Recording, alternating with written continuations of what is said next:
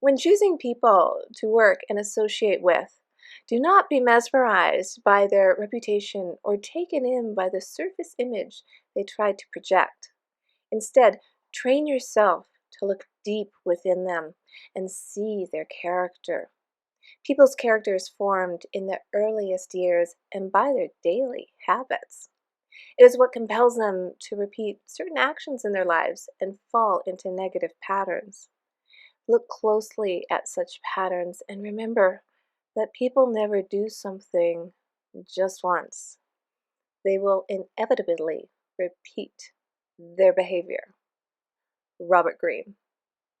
Welcome to Flourish, where we discuss how to live an inspired life, how to nurture, coach, and inspire so that we can have a positive imprint on the next generation and let their genius thrive. I'm your coach, Diane Planadin. We are on a journey together, self-awareness, self-improvement, and a growth mindset. We also need to work on having a strong character and being able to recognize the character of others. Today we are discussing the Law of Compulsive Behaviour from Robert Greene's book, The Laws of Human Nature, which he discusses how to gauge the strength of other people's character and your own character in order to break compulsive habits and take control of your own destiny. This is such a perfect segue from last week's episode in which I reviewed the law of role-playing. It's where you become an excellent observer on how others and yourself communicate. As a result, it heightens your senses and intuition and then provides you with renewed confidence. Now that you're a keen observer and have a healthy way to control the temperature of your own self-image, you have also mastered your emotions and are aware of the image you are portraying to those and those you influence. So indeed, the next step is honing your skills to recognize yourself and others' characters and how you are mentally able to fit and adapt to change and to adversity. Know your own character, patience, and the ability to keep an open mind while you're learning about the character of others. Why is this important? Why should you care?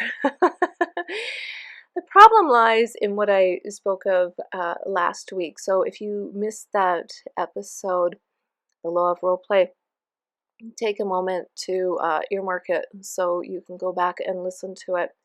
Because people are very good at wearing masks, wearing costumes, putting on airs. It's what we take at face value. You've got to dig a little deeper because the glitter, that's our blind spot. That's our blind spot. But now you know how to look through people's masks, don't you? You've opened the window and now are ready to look at their character. Greene gives excellent examples of throughout history on character and the clues it leaves.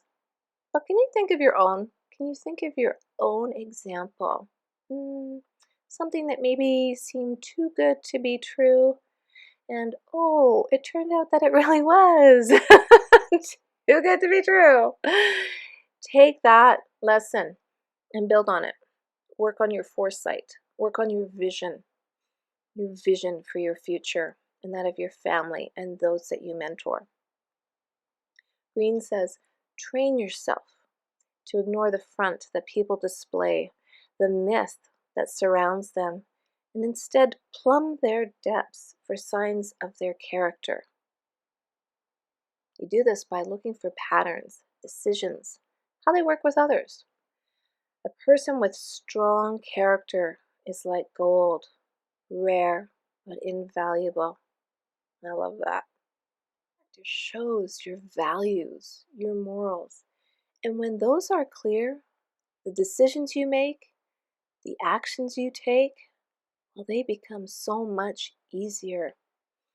Character runs deep and begins forming at an early age.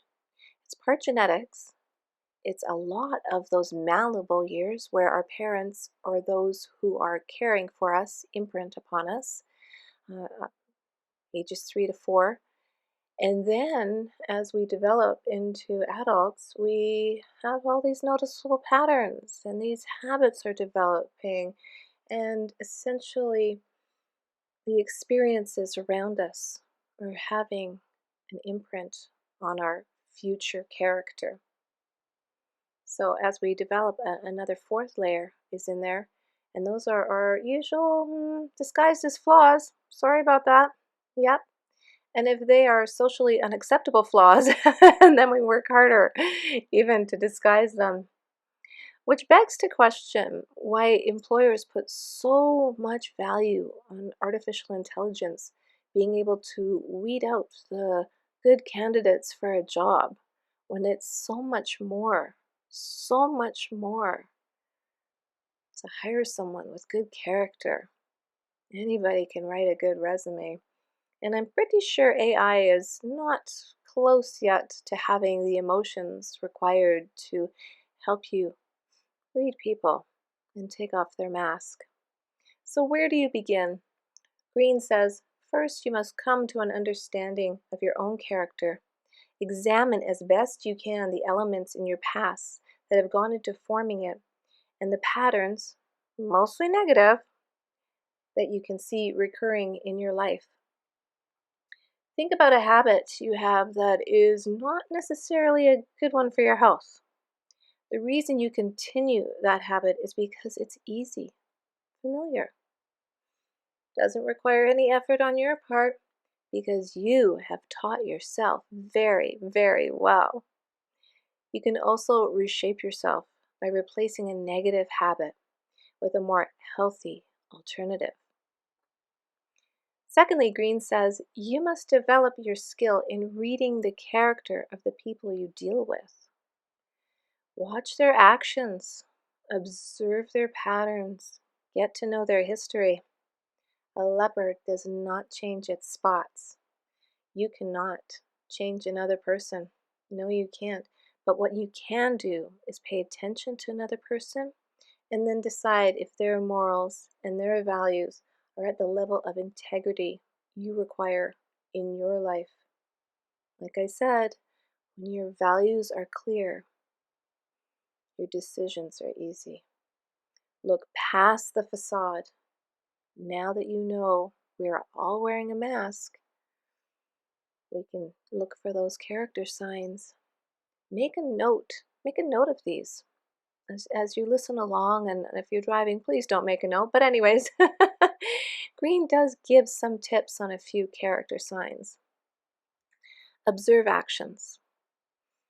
Do they disappear when there's too much stress? Are they out of there? It's like, oh, this is getting hard. I'm out of here. Do they not complete a very important task on time? And why? Do they get angry, blame others? It's not my fault. Not my fault. I see people who like to challenge others and bring out their aggressiveness. But then there's the opposite.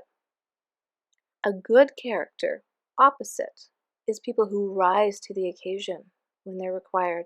People who rise up and actions speak so loud, so much louder than words. Once you're able to take off the mask, you can start observing the actual character.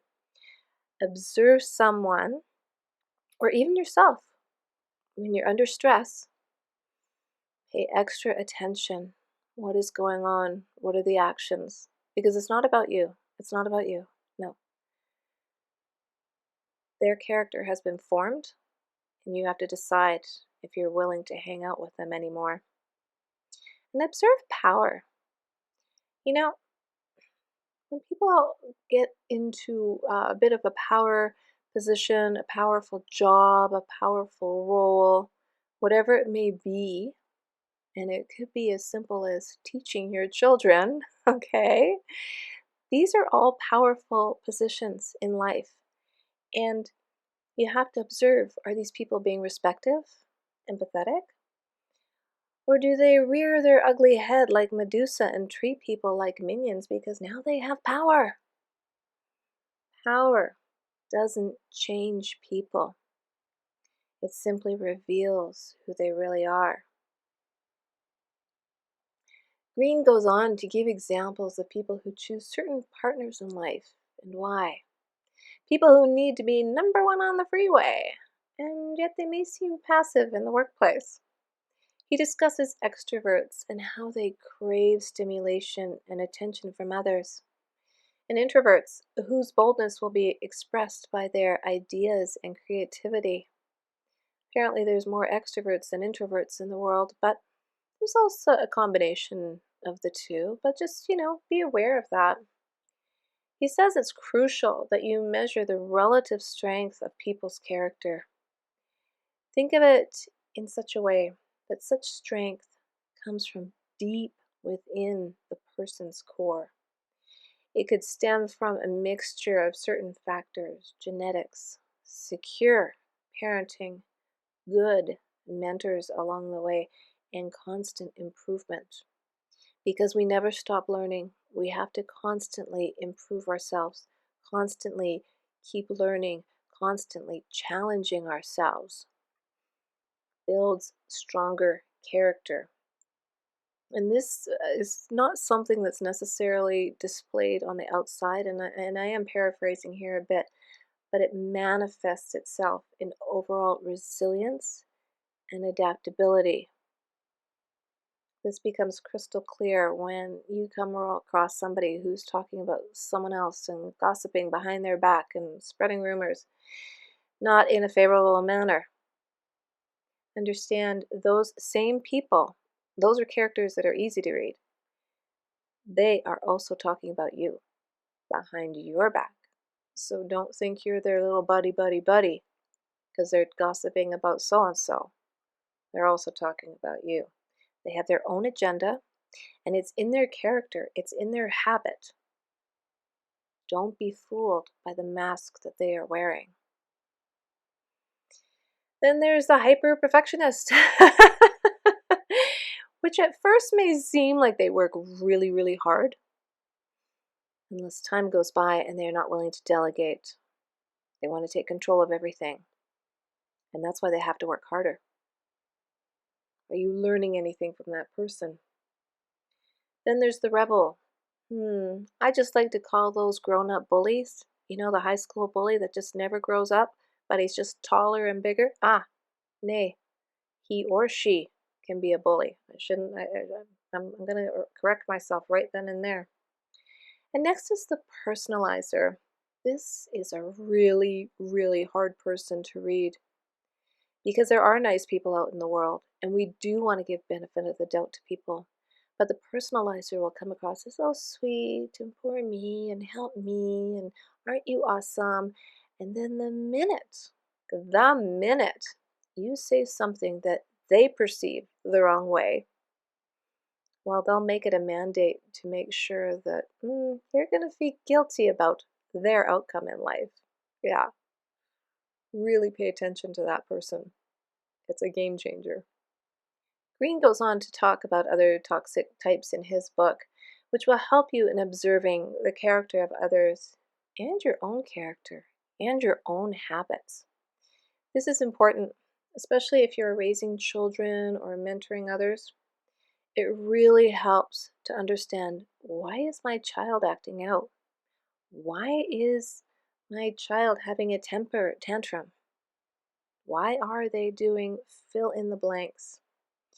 And why are they constantly seeking attention now? They're an adult. They're grown up. They should leave the nest, move on, get their own challenges, and develop their own character and make it a strong one. But they're still acting like a baby and having temper tantrums. You can help. You can help as a parent or as an influencer, but recognize that it's a habit that's been formed that needs deconstructing. Personally, you must master your own weaknesses and match it with a corresponding strength. There's always an opposite. so you can figure out how to fine-tune things. And it takes practice. It really does. Replacing those old unhealthy habits with a new one.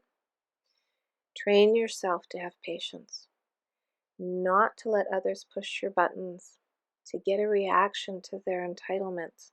And your own entertainment, right? You should not be the subjects of somebody else's entertainment because they like pushing buttons and getting your reaction. I did a whole episode on patience that I'll link in the show notes as well. I think give you a few more ideas. The other idea that Greene talks about is to surround yourself with others that show a strong character similar to what your own values are, what your own morals are, or what they will look like, because maybe you want to change something in your life. And you can change, and you can help someone else change, and you can mentor and teach and understand. Our character is not carved in stone. So if you want to strengthen yours, build up on that foundation and let go of some of those habits. Greene says, with such work, you will no longer be a slave to the character created by your earlier years and the compulsive behavior it leads to. Even further, you can now actively shape your character and the fate that goes with it. But do not think that this compulsive behavior is for those people who open and close the door 10 times before they can leave the house. Yes, that is, a compulsive behavior, but it is so much more than that. Look into your vices. Are you happy with it? Do you want to make a stronger character move? Start at the foundation. Thank you for spending your precious time with me today. I really appreciate it as we continue our journey to understand the laws of human nature. Give yourself a reminder, subscribe. You do not want to miss the next chapter. If you like the show, share it with someone you know, and leave a comment. I'd like to have some feedback on what really resonated with you today. If you just get one little tip out of this, I think this is worth your time to listen to. People with real strength are as rare as gold, and if you find them, you should respond as if you have discovered a treasure. That's a final quote from Robert Greene. Live an inspired life, and remember, know thoroughly your own character so you can control your own destiny.